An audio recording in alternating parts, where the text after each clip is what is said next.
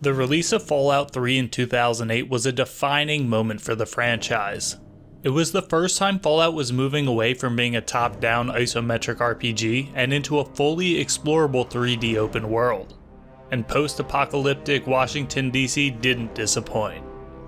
I can literally feel the moment I walked out of Vault 101 for the first time and made my way to Megaton, before finding my dad, wandering aimlessly through the nuked capital and ultimately becoming the savior the Wasteland needed. With the Fallout TV show dominating the gaming space and motivating players to revisit the franchise, I thought about revisiting my first Fallout experience. But I already replayed Fallout 3 about a year ago, and it felt like it was too soon to start a fresh playthrough. However, I do have one large gap in my Fallout 3 knowledge, that being the 5 Fallout 3 DLCs. I'm not sure why I never gave them a chance, probably because I was 14 and couldn't convince my parents to buy them for me. And so I decided to go back to Fallout 3 while still providing myself an entirely new experience by playing through all 5 DLCs for the first time, completely blind, with no idea what to expect. What comes next will shock you. I mean, probably not, but it could. The first Fallout 3 expansion I jumped into was Operation Anchorage. Here, you answer a distress call from Brotherhood outcasts, and after helping them defeat the super mutants, you learn that there's high-tech equipment locked away. But for some reason, only someone with a Pip-Boy can complete the VR training simulation and unlock the equipment. Well, that's convenient. It's almost as if I'm the main character here. The rest of the DLC takes place in this simulation where you play as a US infantryman taking down the big bad Chinese, mimicking battles during the Chinese-American conflict that took place in Alaska 200 years before the events of the main quest. You take out artillery, destroy fuel tanks, and take out the Chinese leader. My initial reaction to this DLC was pretty mixed. I like that they took a totally new approach and tried something different here. You don't have any of your weapons or items in the simulation. You have whatever weapons the US military would have provided you. In this simulation, you don't heal or get ammo as you would in the capital Wasteland. Instead, there are specific spots you can refill your ammo and health to max. This made the gameplay a lot more arcadey and just felt lower stakes overall. The game wanted you to know that this was a completely new experience. You are in a simulation, and for that, Operation Anchorage is a completely unique experience within Fallout 3.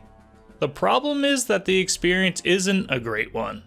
Fallout 3 is a great game, and that is in spite of its shooting mechanics, not because of them.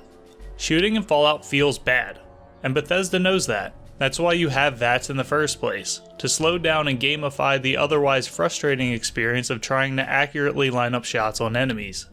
Operation Anchorage seems to take a game focused on exploration and adventure with some shooting on the side and turn it into an arcade shooter. This entire DLC feels like Bethesda's take on a Call of Duty campaign, with the glaring issue of playing with Fallout 3's very clunky gunplay. Operation Anchorage is also a completely isolated story. Since it mostly takes place in a simulation, it isn't building out any new factions or characters. It doesn't add lore to the world of Fallout 3. It just exists on an island of its own. So if it didn't enhance the story, and the gameplay is lacking, what redeeming qualities did it have? Well, after completing the simulation, you're granted access to the locked away tech, where you get a pair of T-51B power armor, the best armor in the game. A nice reward for an otherwise forgettable DLC. The Pitt expansion, on the other hand, is the most memorable of the Fallout 3 DLCs. This expansion was ultimately much more of a Fallout experience. You start by helping a man named Werner deal with some Pitt raiders. He tells you that he comes from the Pitt, an industrial city ruled by Asher, who utilizes slaves to keep the city running. From here, you go undercover as a slave and travel out of the capital Wasteland to what was once Pittsburgh. You make it to the Pitt in the proper attire, presenting yourself as just another slave to be used and abused by Asher, a lion in sheep's clothing. Ultimately, he took all my stuff, so I'll have to make do with just the clothes on my back. You quickly run into Werner's friend Medeo, who helps you get acquainted with the area. The guards run a tight ship, not taking kindly to workers just standing around, and are not too keen on slaves conversing in private. Medeo tells us she has a plan to get us into Asher's palace, but we need to blend in for the time being. Then we get volunteered to collect metal ingots outside of the mill, which is a death sentence for anyone who isn't the main character in this game.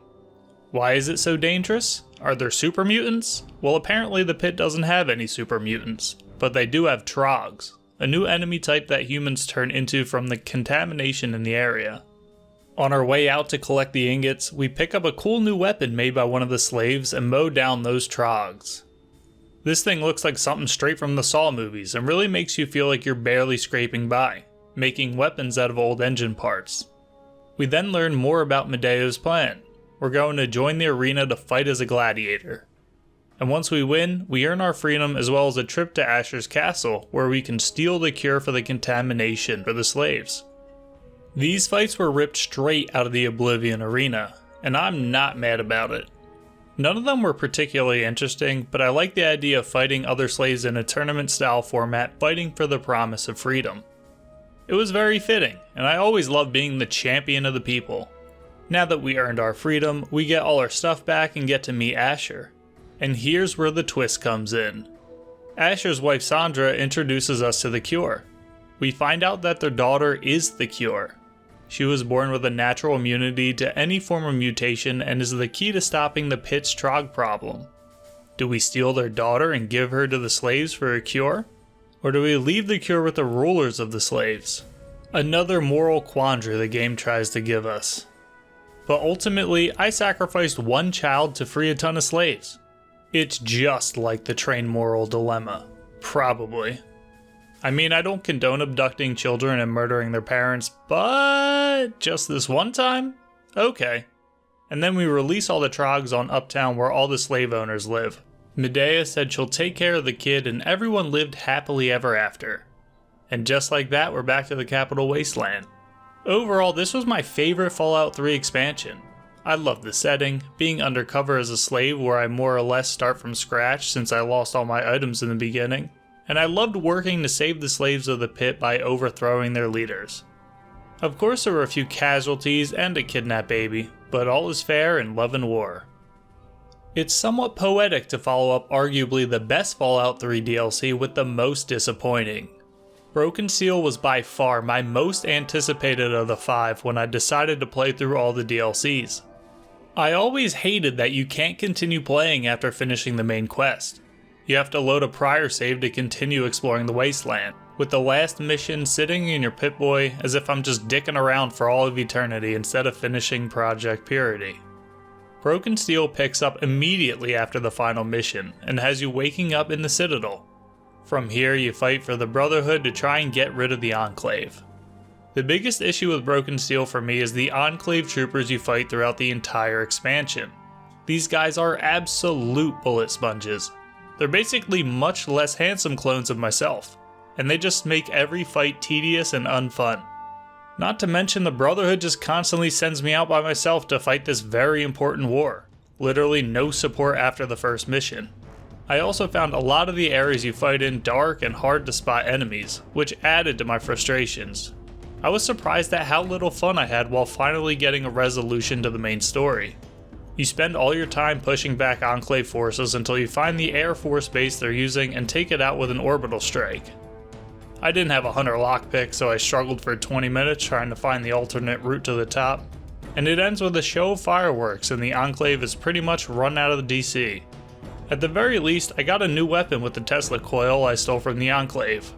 But it's almost as dangerous to myself as the enemy. As much as I wanted to like the third DLC, the bullet sponge enemies along with dark environments and long, tedious sections made Broken Steel my biggest disappointment. Point Lookout is the next DLC to take us out of the capital Wasteland and into a new playable area. It starts at Riverboat Landing, where you meet a woman looking for her daughter Nadine that ran away to Point Lookout. Next, you board the boat and Tobar the ferryman takes you to Point Lookout, for a price of course. You're greeted with an opening shot of Point Lookout as you wake up from your travels. A scenic lighthouse and smoking mansion in the distance. Time to see what's going on. As always, you end up right in the middle of two warring sides, walking right into an attack on the mansion and helping a ghoul named Desmond fight off tribal invaders. The first thing I noticed is again how much damage these new enemies tank while seemingly wearing no armor. And their shots hit hard. I guess it's partly just the enemy scaling with my level as I'm deep into the game, but clearing the mansion was again very tedious and chock full of deaths. After finally clearing the mansion, we formally meet Desmond, who's pretty rough around the edges. I don't really like the guy, but decided to help him out anyway. He wants me to go to the cathedral to join the tribal cult and find out what they want with him. The idea of this didn't really excite me, since I was just undercover in the pit. But I guess it's a new setting and a new group to join as a spy, so I guess it's time for more espionage. Unlike the slaves, I can't just walk up and enter the cathedral. I had to collect seeds from the giant punga plant, native to Point Lookout. You fight your way through a dark swamp and grab the seeds, and then end up in one of those types of Far Cry drug missions where you're tripping balls and struggling to walk to your objective. Eventually you pass out and apparently someone cuts out part of your brain. I guess that's why the tribals are so brain dead. Now that we're in the cult, we run into the only person able to have a conversation here. I didn't even realize this was the girl that went missing until the text prompt appeared. Nadine tells us where to find the leader, but we end up finding the real brain behind the operation. Apparently this hologram has been a rival of the ghoul for decades. I don't like either party here, but just went with helping Desmond destroy his arch nemesis. I'm not finding much treasure here. Where are the riches you promised, Desmond? On our way out, we find Nadine at the dock, who claims Tobar was the one who cut our head open and took some of our brain. We kill him for his sins, steal his stuff, and Nadine sails us back to the capital, Wasteland. Overall, Point Lookout was pretty good. I didn't like the repetitive nature of the story or the bullet sponge enemies, but it was nice to explore a new area. The lighthouse is aesthetically pleasing, and the mansion exploding was an interesting shock moment. And I'm always interested in cult-like settings, even if it was all being controlled by a brain in a jar. I guess that's where the Fallout show got this guy from. But I'm a little tired of being stuck between two warring sides that I dislike equally. The DLC did a poor job making me care about either side of this battle. I didn't care about Desmond or the brain in the jar. I didn't care who survived. I was just here to complete the final mission of the expansion. At least it was nice to bring Nadine home safe and sound. Mothership Zeta is the fifth and final Fallout 3 DLC. It begins when you come across a downed UFO before being abducted and experimented on. You wake up in a cell with another abductee, Sama. You work together to trick the aliens into opening your cell, and then spend the next few hours scouring the ship for a way to escape. This was again a completely new setting, and I like that Bethesda tried something new. But Mothership Zeta suffered from the same issues as Operation Anchorage. There is no exploring here. You are on more or less a completely linear path, and there is no leaving until you finish the DLC and escape the ship. So if you aren't enjoying it, tough luck. You're stuck here until you finish the DLC, or you'll have to load a save prior to when you were abducted. You do run into some interesting characters, like a little girl Sally who helps you sneak around and unlock doors you can't get to, or the few characters from different times in history you unlock from cryotubes, which kept the setting interesting. I just wish there was more to the gameplay. The alien aspect was cool, but it was just repetitive trying to blow up cores to get to the next area just to do the same thing again and again. I did find a huge drop in difficulty after Broken Steel and Point Look though. I think this was because you get the alien atomizer here and that weapon just rips. I read online that the weapons in this DLC just break the game, and having the best weapon with the best armor made Mothership Zeta a breeze for me.